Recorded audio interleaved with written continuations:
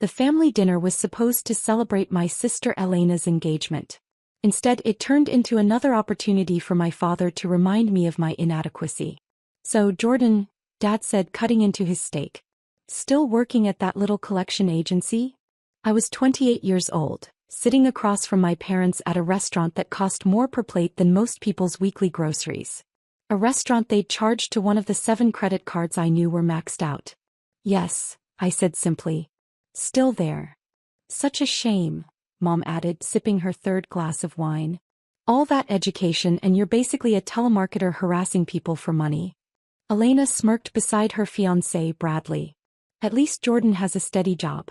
Unlike that ridiculous entrepreneur phase." They all laughed.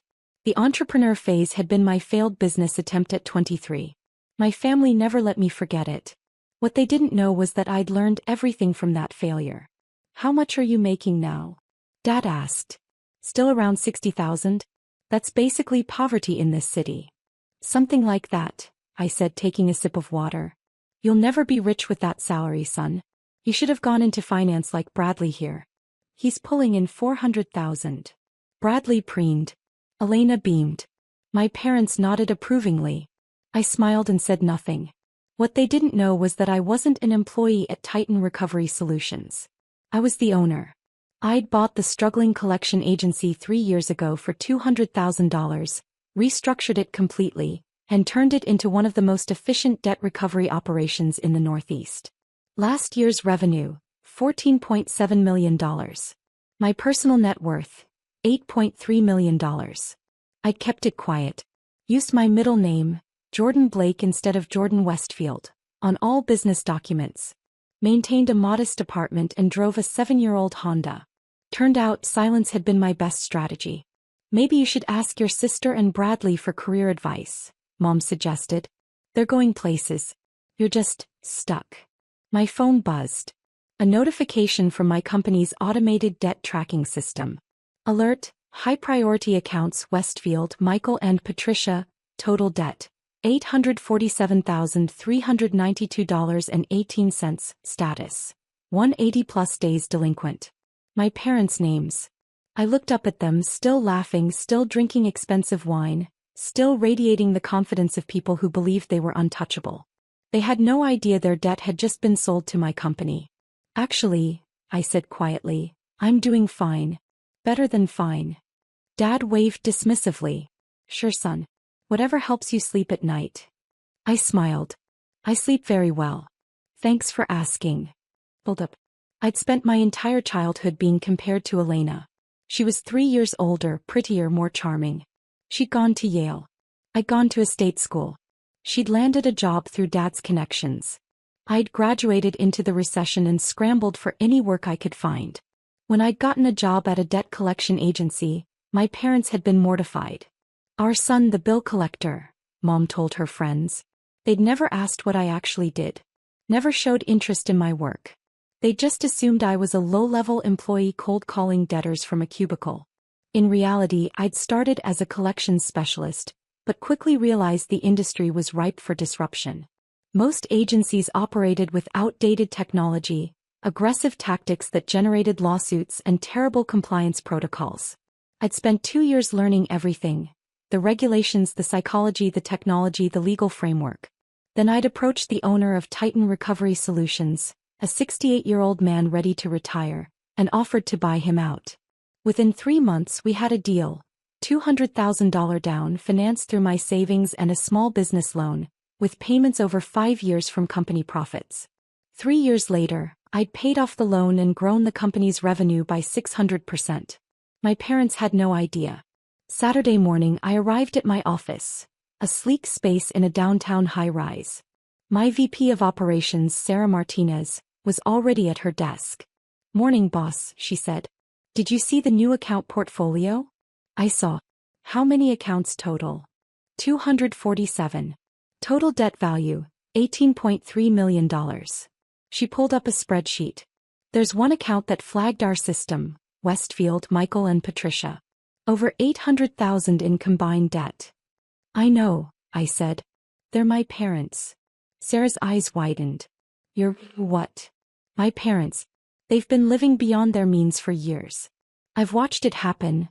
The luxury cars, the country club membership, the vacations. All on credit. What do you want to do? I sat down and pulled up their file. It was worse than I'd thought.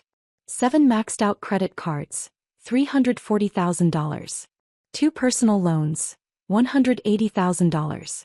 Home equity line of credit, $250,000.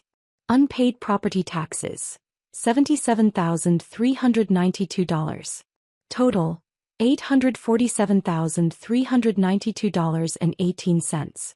All of it at least 6 months overdue. All of it now owned by my company. Process them like any other account, I said. Send the initial contact letter. 30-day notice of debt. Standard protocol. Jordan, they're your family. They're debtors who've defaulted on nearly $1 million. We treat everyone equally.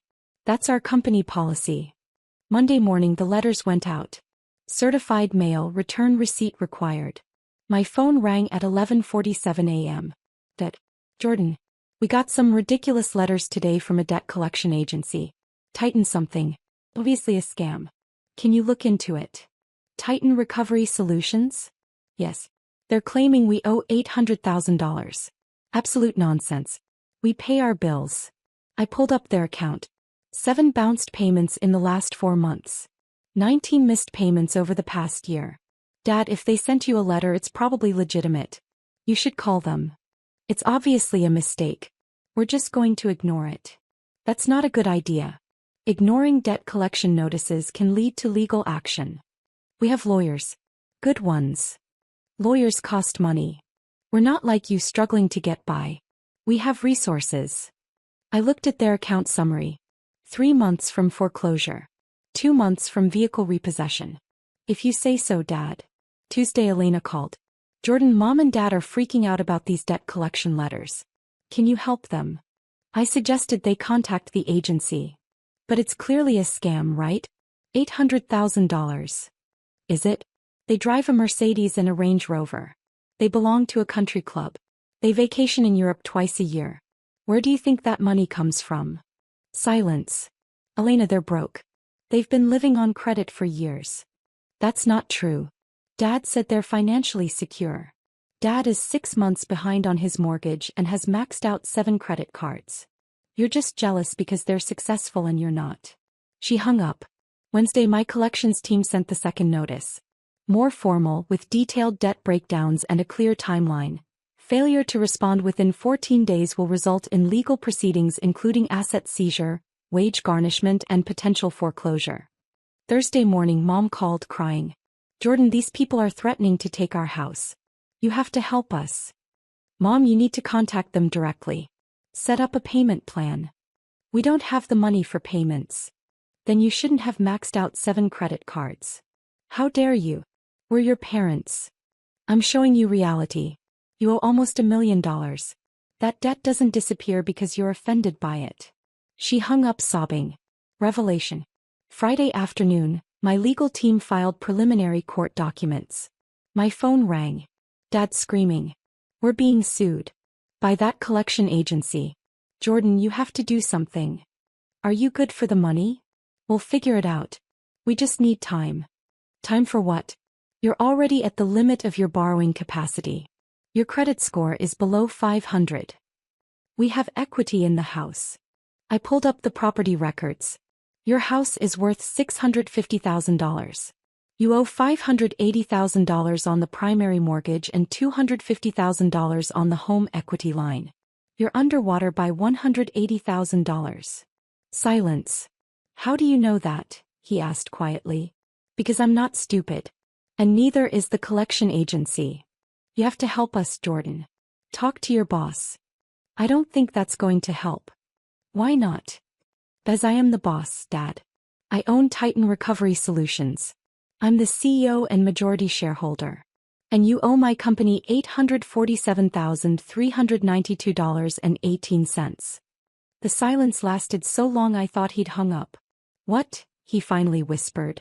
I bought the company 3 years ago. I've built it into a $14 million business. I'm not poor, Dad. I'm a multimillionaire. I just let you think I was struggling because you never bothered to ask. You, you own the company? Yes. And your debt was sold to my company last week. I've been processing your account all week. You're collecting from your own parents?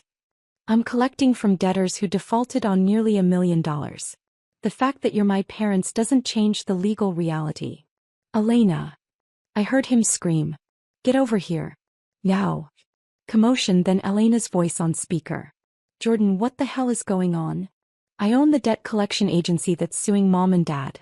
They owe my company $847,000. You own the company? Yes. I've owned it for 3 years. Revenue last year was $14.7 million. That's impossible. You're a low-level employee. That's what you assumed. I never said that. You just never asked. Mom's voice joined in, shrill and panicked. You have to stop this. We're your family. You're debtors who defaulted on nearly $1 million. I treat all my accounts equally. We'll pay you back. Dad insisted. With what money? Your credit cards are maxed. Your mortgage is in default. You have $4,000 in your checking account and $77,000 in unpaid property taxes. How do you know all this? Mom screamed. Because it's my job to know. This is what debt collection agencies do. We analyze financial situations. And yours is catastrophic. Elena's voice. You're really going to sue your own parents? They're really going to default on nearly $1 million in debt. Actions have consequences. You're a monster. I'm a businessman. There's a difference. I hung up. Resolution. The lawsuit proceeded exactly as planned. My legal team filed for asset seizure, wage garnishment, and foreclosure proceedings. My parents hired an expensive attorney they couldn't afford. He reviewed the case and told them what I'd already said. The debt was real, the documentation was ironclad, and they had no defense. He suggested bankruptcy. They refused. 3 months later, judgment was entered in favor of Titan Recovery Solutions for the full amount plus interest and legal fees. $923,847.67. Their house went into foreclosure. Their cars were repossessed. Their bank accounts were frozen and emptied. My parents, who'd spent 30 years sneering at my poverty, were now genuinely broke. They moved into a small apartment in Queens. Dad had to get a part-time job at 63. Mom sold her jewelry on eBay. Elena stopped speaking to me. She sent one final text. I hope you're happy. You destroyed our family over money. I replied, they destroyed themselves. I just documented it. The family fell apart. Aunts and uncles who'd watched my parents mock me for years suddenly had opinions about my cruelty. Not one of them offered to help pay the debt. 6 months after the judgment, I was featured in Crain's New York Business. Young entrepreneur builds $20 million debt recovery empire. The article mentioned that I'd personally recovered nearly $1 million from my own parents, demonstrating unprecedented professional integrity and commitment to equal treatment under the law. The business community loved it. My family sent death threats. 1 year later, my company's revenue hit $28 million. I sold a 30% stake to a private equity firm for $15 million. My personal net worth crossed $30 million. I bought a penthouse in Tribeca with floor-to-ceiling windows. I drove a Tesla. I wore custom suits. I lived exactly the life my parents had always pretended to live. Except mine was real.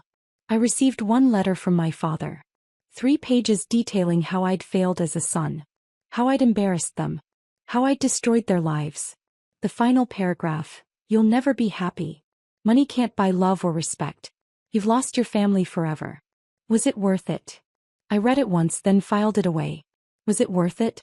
I thought about the decades of mockery. The dismissal of my achievements. The casual cruelty disguised as concern.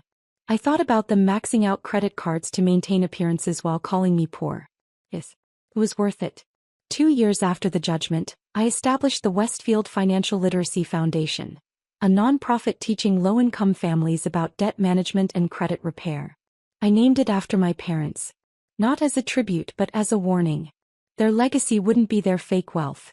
It would be a foundation teaching people not to make their mistakes. I never spoke to my parents again. Never visited. Never answered their calls. 5 years after buying Titan Recovery Solutions, I sold the company for $85 million. I was 33 and worth over $60 million. I started a venture capital firm focusing on fintech and financial education startups. One evening, I was featured on Bloomberg TV discussing financial literacy. The host asked about my background. I started in debt collection, I said. I learned that most people don't understand debt until it destroys them. My own parents were a perfect example. They lived beyond their means for decades and ended up losing everything. Did you try to help them? I tried to collect the debt they owed. That was my job. They refused to acknowledge reality until it was too late. That must have been difficult. It was necessary. Sometimes the kindest thing you can do is force people to face consequences. The interview went viral. I received thousands of messages, half calling me inspirational, half calling me a monster. I didn't care either way. I'd learned the most important lesson. Success isn't about what people think of you. It's about what you build when they're not watching. My parents thought I was poor while I was building an empire. They mocked my small salary while I was accumulating millions. They dismissed my career while I was buying the company that would eventually destroy them. And when they finally understood who I really was, it was too late to matter. That I pulled out my phone and looked at the last text from my father, sent 3 years ago. "You'll never be rich." I finally replied, "I'm richer than you ever were. The difference is mine is real."